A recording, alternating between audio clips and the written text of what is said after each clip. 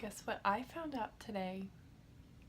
I got a text from one of my colleagues in the Air National Guard that said, "Hey, I just saw you on Inside Edition." And I was like, "What?"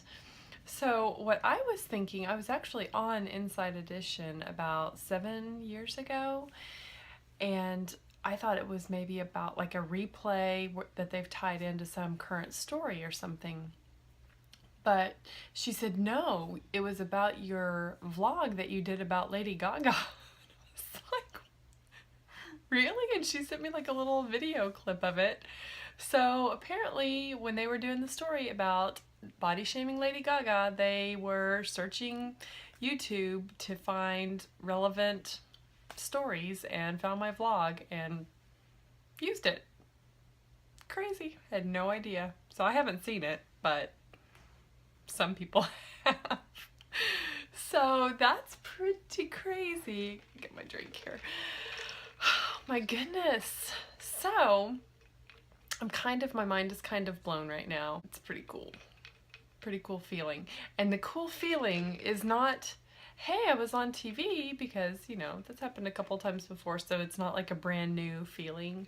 But the cool thing is, one, starting these vlogs to begin with, because I've put it off for so long, doing what I knew I was supposed to do, and specifically about Lady Gaga, doing that vlog because I usually do not comment about current events. Totally against my typical way of doing things, just because I kind of feel like it's usually just a attention getter, and that people use that to try to bring attention on themselves.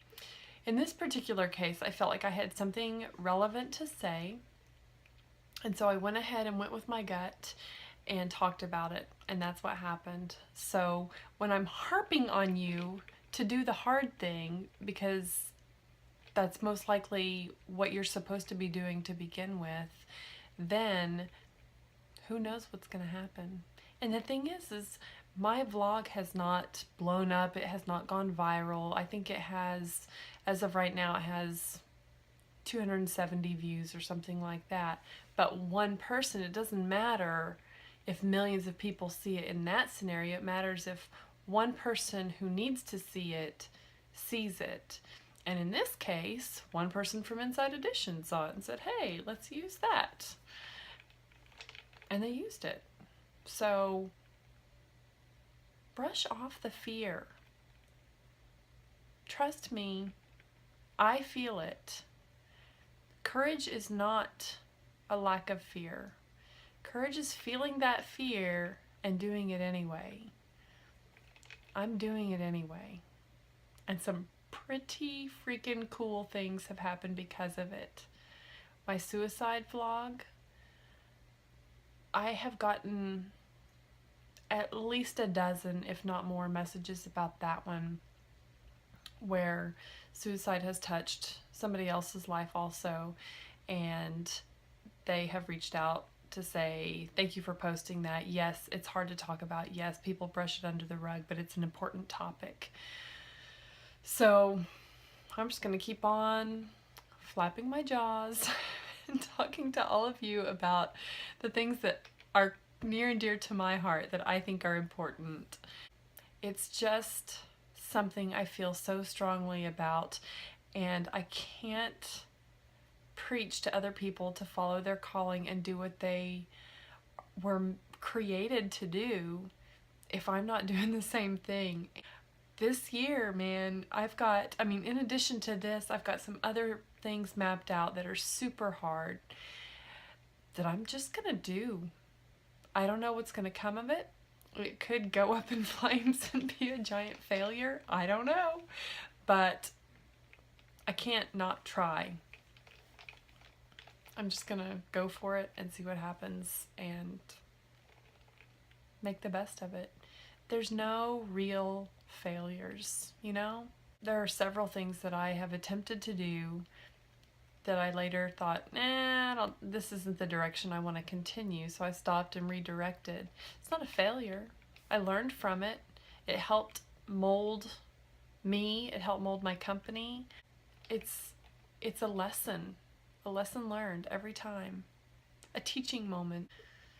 If you learn from it and it makes you wiser and helps you make better decisions in the future, it's not a failure. One of my quotes that I like, and I can't even remember offhand who says it, but it's that success is going from failure to failure with no loss of enthusiasm. It's so perfect. So if you can attempt something and then just continue on to the next thing, if that doesn't work out, you're golden. Just having the audacity to try. So you know what? What's the worst that can happen? It doesn't work out. All right, cool. At least I know. At least I tried. At least I don't have to wonder.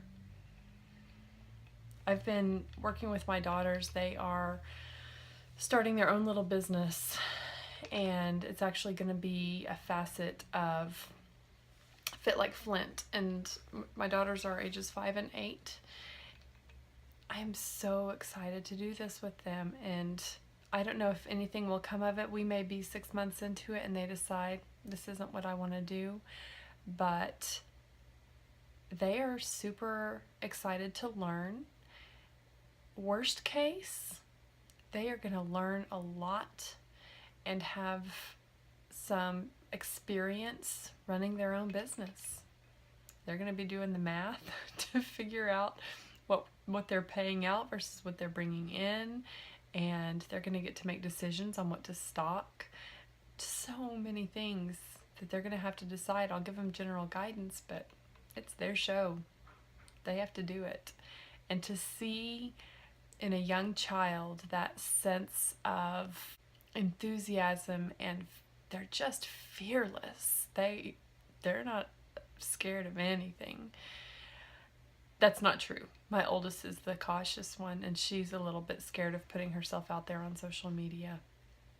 But we've talked about it and had some very realistic, honest conversations about it. But as far as just the business itself, they're so excited to do it, and I could not be more proud of them.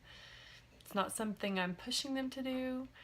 I just want them to get that excitement of trying something new while they're little, and so that hopefully they will never feel the same fear that I felt that kept me from starting anything until I was in my 30s. We'll see. Parenting is just one big experiment, right? We'll see if it all works out. In the meantime, at least they'll know they tried. See you tomorrow.